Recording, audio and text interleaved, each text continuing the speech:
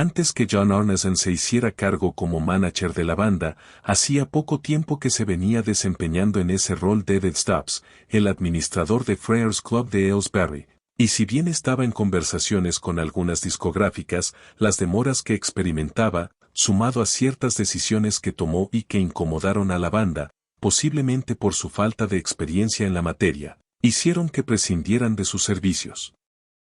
Afortunadamente, el hábito de John de pasar por el Club Marquis a tomar unas copas, dado que trabajaba justo enfrente del afamado local, coincidió con la presencia de Keith Goodwin, el entonces jefe de prensa de Marillion. Este hecho significó el puntapié inicial de una fructífera relación, que con el tiempo, posibilitó esa ambicionada y esquiva realidad de la mayoría de las bandas de rock que habían decidido mantener vivo el sonido progresivo, desafiando las nuevas orientaciones musicales de la época. En esa oportunidad, y ante la insistencia de Keith, John fue testigo del desempeño de Marillion en escena, y pudo comprobar que no se trataba de un evento destinado a viejos seguidores melancólicos y huérfanos de Genesis, sino de la performance de una nueva banda ante un nuevo público. Y como su buen olfato no lo engañaba, quedó con Keith que ante cualquier consejo o ayuda que necesitara lo llamara. Aunque unas pocas semanas después, en su lugar y sorpresivamente, recibió la llamada telefónica del propio Fish, para saber si estaba interesado en conocerlos personalmente, por lo cual arreglaron un encuentro en el pub Prince of Tack, de Orrells Court Road. Durante ese primer contacto, John recuerda que en un momento de la conversación que mantenían, todos los jóvenes músicos se levantaron de la mesa y acudieron al baño, posiblemente para debatir en privado, aunque cuando volvieron no habían tomado ninguna decisión, y por lo tanto, no se llegó a ningún acuerdo. Consecuentemente, se fue de allí con muy pocas expectativas, y en cierto modo apenado, ya que había asistido a la cita habiéndolo seguido previamente con atención, y con una buena idea de cómo podría augurarles un buen futuro, aprovechando sus numerosos contactos con la élite del Soho, como lo venía haciendo con sus otros administrados, John Cooper Clarke, Pauline Murray y Rage, y como ya lo había hecho previamente con Status Quo y Rory Gallagher. No obstante, al día siguiente recibió otra llamada de Fish, pero esta vez para preguntarle si aceptaba desempeñarse como administrador de los designios profesionales de la banda, cosa a la que terminó accediendo, y a partir de ahí, la carrera de Marillion adoptó un dinamismo inusitado hasta entonces, como consecuencia casi inmediata de su gestión.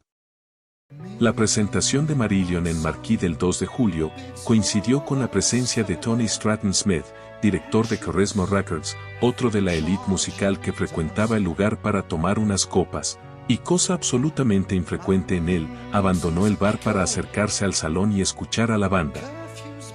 La semana siguiente, aprovechando la próxima presentación de Marillion en The Porterhouse, East Radford, encomendó al contador de la firma y a uno de los editores, que se dirigieran al lugar y volvieran con un contrato cerrado con el grupo. Sin dudas que para presumir, llegaron a bordo de un lujoso Rolls Royce, y reunidos con Fish y Mick en el hotel donde se alojaban, les ofrecieron la edición de 2 sencillos, con la posibilidad de lanzar luego un primer larga duración. Ante la negativa de los músicos, quienes se habían ilusionado con estar en camino cierto de conseguir su álbum debut, tuvieron que pegar la vuelta sin lograr su propósito y aguantar luego la recriminación que recibieron de su jefe. Paralelamente, gracias a los contactos de Arneson con EMI Records, surgió la necesidad de realizar nuevos demos para los ejecutivos de la firma, los cuales fueron registrados los días 26 y 27 de julio en un estudio montado en el jardín de un amigo de Hugh Stanley Clarke, a cargo de la división A&R de la discográfica. Pero dado que no salieron con la calidad técnica que se esperaba, en su lugar acordaron finalmente invitar a la plana mayor de la empresa para que asista a las funciones organizadas especialmente en Marquis por demanda del público, para los días 12 y 13 de agosto, aprovechando el impacto que iban a darse a sala llena. Esa maniobra resultó decisiva para avanzar en lograr un acuerdo con la firma, la cual empezó a consolidarse durante ese mes, obteniendo un plus de ventaja a lo que se venía conversando en paralelo con la discográfica Charisma Records y con la francesa Caro Records. El día 26 de agosto, fecha de su presentación en The Warehouse, de Liverpool, Arneson les adelanta que había llegado a un acuerdo con EMI Records, noticia que los alegró sobremanera, ya que no querían ahondar en las negociaciones con Carisma para que no lo siguieran asociando con Genesis, y sobre todo, porque era una firma mucho más importante, con más recursos y con mayor capacidad para proyectarlos internacionalmente. Llegado el momento de los festivales de verano, el día 28 se presentan en el Textile Music Festival, y a pesar de que fueron recibidos con entusiasmo por los 15.000 asistentes al evento, Mark recuerda los nervios que pasó, ya que mientras luchaba para que el preamplificador de su teclado le funcionara y emitiera sonidos, Ian Anderson, líder de Jethro Tull, banda a la que oficiaban de soporte, estaba presenciando a un costado del escenario.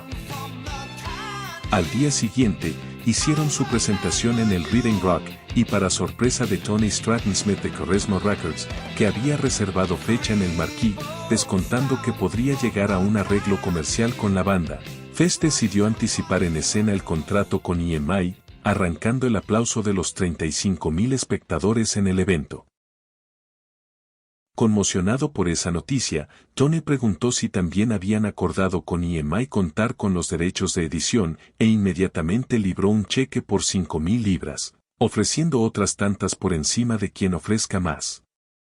Ante semejante determinación, se vieron obligados a cederle a Carisma el contrato editorial, ya sea por sentido moral o comercial.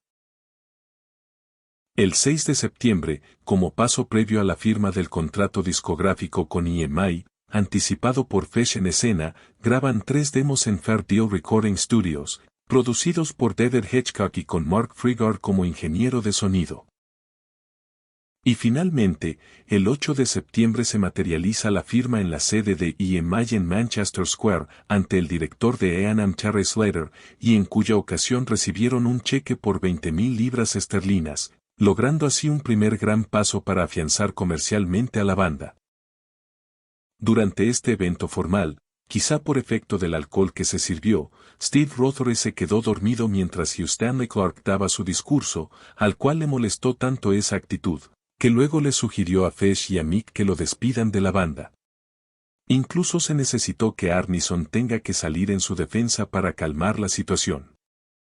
Luego de la firma del acuerdo, buscaron un lugar más distendido para disfrutar del logro, y se dirigieron al bar más cercano a comer hamburguesas y emborracharse. Los siguientes 5 años fueron muy intensivos, aunque al poco tiempo comenzaron a llegar los beneficios, ya que adquirieron nuevos equipos, incluida la iluminación, y su amigo Praverhatch fue designado oficialmente su ingeniero de sonido. Para satisfacer las expectativas que habían generado durante los casi 12 meses de gira previos a la firma del contrato, se acordó que el primer lanzamiento sería el 25 de octubre, con los mismos temas de la demo realizada para EMI, y constaría de un sencillo con Market Square Heroes y 3 Boats Down from the Candy, seguido luego de una edición de 12 pulgadas, para poder incluir a Grendel como tercer tema con sus 17 minutos de duración. Las grabaciones se iniciaron en los estudios Parkgate, en Barrow, cerca de Hastings, después de otra presentación en el Marquee, realizada el 25 de septiembre, titulada A Garden Party for Forgotten Sons, en agradecimiento a los fans.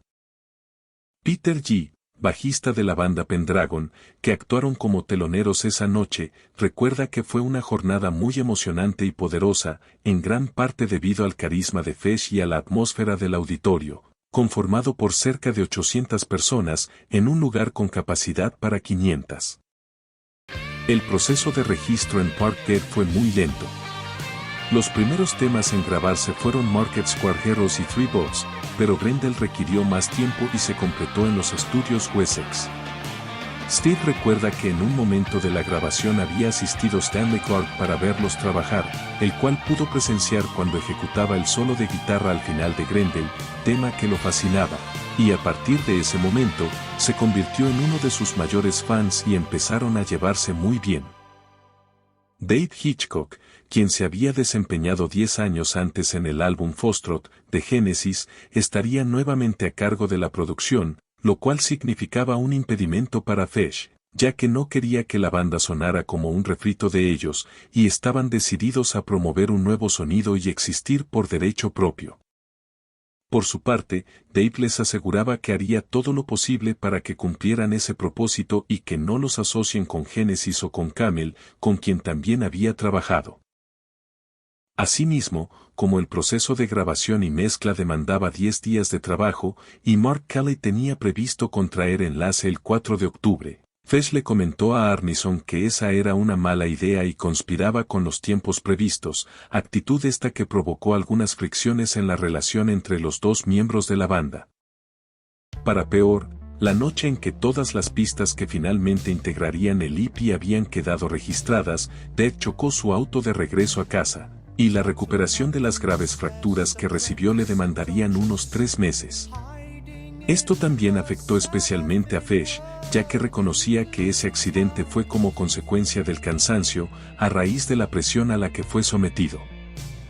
Para el diseño de arte, convocaron los servicios de la compañía Torchlight, propiedad de Joe Mirovsky, la cual se abocó primero al desarrollo del logo, cosa que demandó más tiempo del necesario. Ante los desacuerdos conceptuales entre la banda y la discográfica, para acelerar el proceso, Mirovsky decidió satisfacer la orientación que determinen los músicos e ignorar los deseos de los ejecutivos de EMI. Una vez que se pusieron de acuerdo con el logo, Mirovsky visitó a los músicos munido de un catálogo con trabajos de distintos artistas, aunque el que terminaron eligiendo no estaba en línea con lo que tenía en mente. Por este motivo, e ignorando la elección de la banda, terminó imponiendo su idea a los directivos de EMI para que encarguen el diseño a Mark Wilkinson.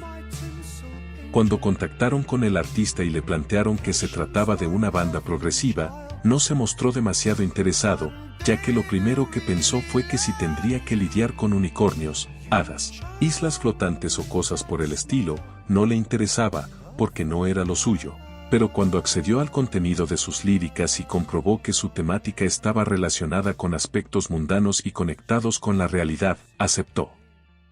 Al momento de discutir el concepto artístico, y con la idea convenida de contar con un personaje fácilmente identificable y que se pueda trasladar a diversos productos llegado el caso, del tipo al adoptado por Iron Maiden con Eddie, Fesh propuso una idea que traía de la época en que cursaba su último año de silvicultura en la localidad escocesa de Dalkeith.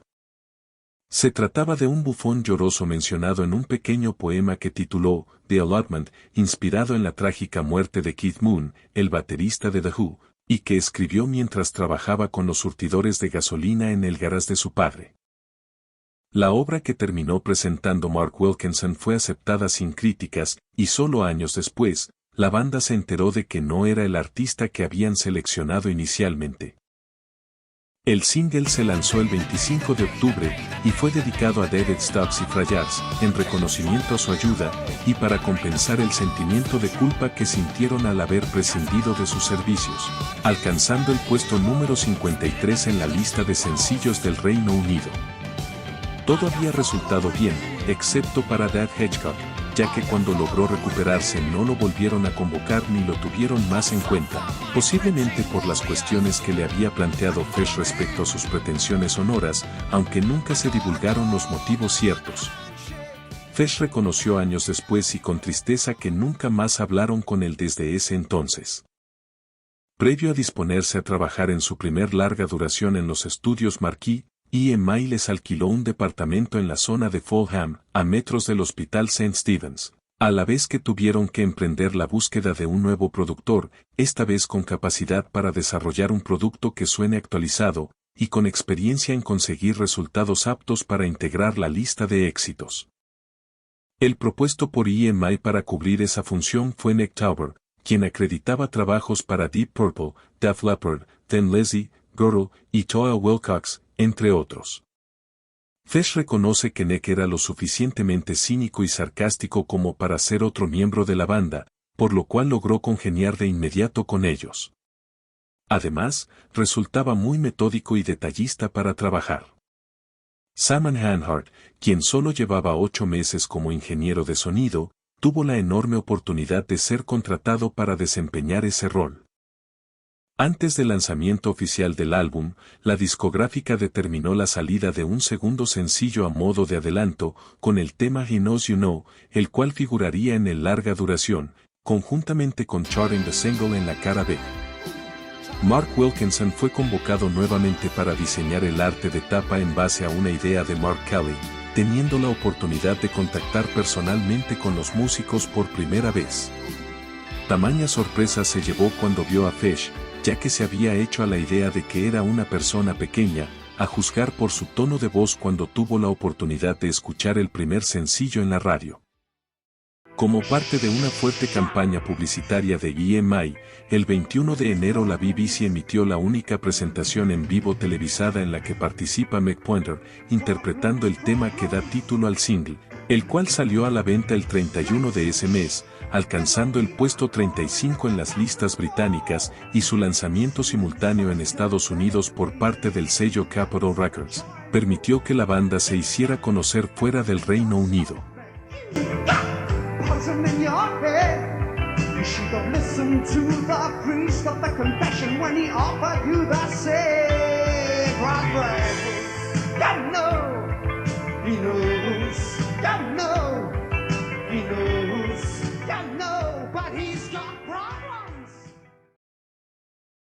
Edwin Pouncey, del periódico musical Sounds, les dedicó una crítica muy poco halagadora, encasillándolos como una reencarnación pomposa del Génesis de Peter Gabriel, con sorpresas inciertas aún por develar. El 18 de febrero finalizó el proceso de grabación y mezcla del álbum, y todos terminaron coincidiendo en que las sesiones de trabajo fueron muy placenteras y estimulantes. Mick destaca que fue la culminación de 5 años de trabajo, y Fesh recuerda que un ejecutivo de EMI terminó emocionado cuando escuchó el producto final. La única cuestión que dejó un sabor amargo, y que se inició durante el proceso de grabación del primer single, provino del desempeño en batería de Mick, y que se acentuó con la llegada de Nick Tauber, ya que lo primero que dijo fue, tenemos un problema con Meg Pointer. Si bien trataron de manejar el asunto lo más discretamente posible, y hasta le llegaron a sugerir que tomara algunas lecciones para tratar de incorporar matices diferentes, eso empeoró las cosas y generó una tensión adicional, al punto tal que se sintió traicionado por sus compañeros. Sobre el particular, Mick no recuerda que hubiera discusiones al respecto. En la edición del 19 de febrero de 1983 de Sounds, sus propios lectores terminaron contradiciendo a Edwin Pouncey, ya que eligieron a Marillion como mejor artista nuevo, y en un artículo publicado posteriormente, el propio periodista terminó admitiendo que no tenía ni idea de cómo sonaba Genesis en la era de Peter Gabriel. Aunque resultaba innegable la influencia que ejerció Genesis sobre muchas de las bandas que luchaban por transitar el duro periodo de supervivencia del género, Marillion ya contaba con un sonido que le era propio, y el registro lírico y vocal de Fesh eran marca registrada. No en vano, se animó a declarar que estaban dispuestos a hacer que esa música pasada de moda, se vuelva tan enfermizamente de moda que nadie lo creerá.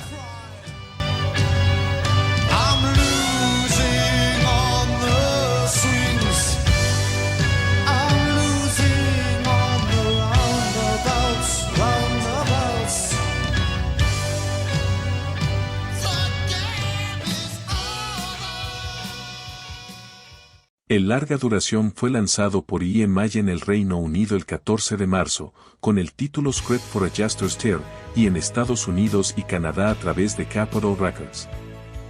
Una vez en circulación, superó las expectativas de venta y se convirtió en un éxito comercial, alcanzando el puesto número 7 en el Reino Unido en la primera semana, permaneciendo otras 31 en el ranking, la segunda más larga en las listas de éxitos de la banda. El 26 de noviembre de 1985, alcanza la certificación oro por parte de British Phonographic Industry, y años después, el 5 de diciembre de 1997, le termina otorgando la certificación platino, al alcanzar las 300.000 copias vendidas. Contrariamente, en los Estados Unidos no causó ningún impacto, alcanzando el puesto número 175 en la lista Billboard 200. Los medios especializados no fueron unánimes en sus elogios, y aunque obtuvo críticas favorables, como las de Phil Bell para Sounds o de Chris Waltz para Kerrang, las más duras, entre los que se encontraban otros periodistas de Sounds, que los consideraban estereotipados y farsantes, o de New Musical Express, quienes los percibían como pasados de moda y poco originales. Incluso, tanto Fesh como Steve Rothery fueron muy críticos con su trabajo en el álbum en años posteriores. En 2016 Fesh comentó que ni siquiera se reconocía cantando con ese falsete agudo y forzado, alegando que en esa época era muy joven y no entendía nada de música y tonos. Por su parte, en 2022, Steve declaró que no estaba satisfecho con el sonido de su guitarra, ya que no contaba con la experiencia suficiente y al no haber determinado todavía el sonido que prefería, no contaba con el equipo apropiado. Para el arte de tapa, le habían establecido a Mark Wilkinson que querían darle continuidad al concepto empleado en las ediciones anteriores. Consecuentemente, el bufón que se muestra malévolo en Market Square Heroes terminó siendo instalado en una sala rodeado de sutiles detalles, entre los que había pistas sobre la siguiente tanda de canciones en evolución, como era el caso de Punch and Judy y She Chameleon. Recién en la edición doble remasterizada de 1997, figuran en los créditos el ex bajista Des Mennett y el ex tecladista Brian Jaleman, conforme al acuerdo extrajudicial que pactaron. A partir del 15 de marzo y por el lapso de un mes, la banda emprendió una agitada gira promocional a cargo de Paul Lewis, que acababa de regresar de una temporada de 2 años con Van Halen, con Gary Townsend como director de producción, Andy Field como técnico de batería, quien más tarde se desempeñaría como director de producción, y en la mesa de mezclas Private Hatch. Apenas iniciada la gira, con motivo de su segunda presentación en Top Rank Suite de Reading, acontecida el 16 de marzo, Mick ejecutó los ritmos del tema Charting the Single al revés, mientras sus compañeros lograban mantener la coherencia interpretativa, y Fesh, con signos de frustración, no encontraba el pie para entrar.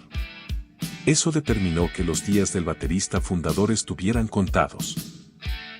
El 8 de abril, el segundo día del tramo por Escocia, las cosas llegaron a un punto crítico cuando Fesh, que transitaba un pico de adrenalina, le plantea a Arneson en un hotel de Glasgow que la banda pensaba que Mick tenía que irse, actitud que le preocupó por varios motivos, ya que sentía que había que darle una oportunidad para crecer. Era miembro fundador de la banda y Steph, que ya era su esposa, estaba a cargo del club de fans. Por suerte, en las presentaciones más importantes que restaban de la gira, no se presentaron nuevos problemas. Los días 17 y 18 de ese mes, coronaron la ronda promocional con funciones agotadas en el Hammersmith Odeon, pero con la triste consecuencia de que la trayectoria del único miembro fundador que quedaba en la banda, había llegado a su fin por decisión de sus propios compañeros y el consentimiento de los directivos. Pero el fin de ciclo que le impusieron al baterista estuvo lejos de ser resuelto con diplomacia, ya que Mick entendía que Fesh, quien lideraba la movida de su forzado alejamiento, se había sumado a su propia banda, lo cual era cierto y se lo recriminó, pero en respuesta tuvo que afrontar la ira del cantante. Steve recuerda que Fesh ya no quería despedirlo, quería destruirlo, y como era el miembro más cercano a Mick, y consideraba que buena parte de su despedida se gestó a sus espaldas, nunca pudo relajarse con el gigantesco vocalista a partir de ese momento. A escasas 2 semanas de haber tocado en el escenario del Hammersmith Odeon ante una sala llena, conmocionado e incrédulo, Mick tuvo que embalar su batería y pegar la vuelta. Un déjà vu del final que había tenido Des Mennett. El alumbramiento discográfico de Marillion tuvo así su cuota de dolor, ya que dejó al más viejo de sus bufones en la calle, sin trabajo y con su principal proyecto de vida evaporado.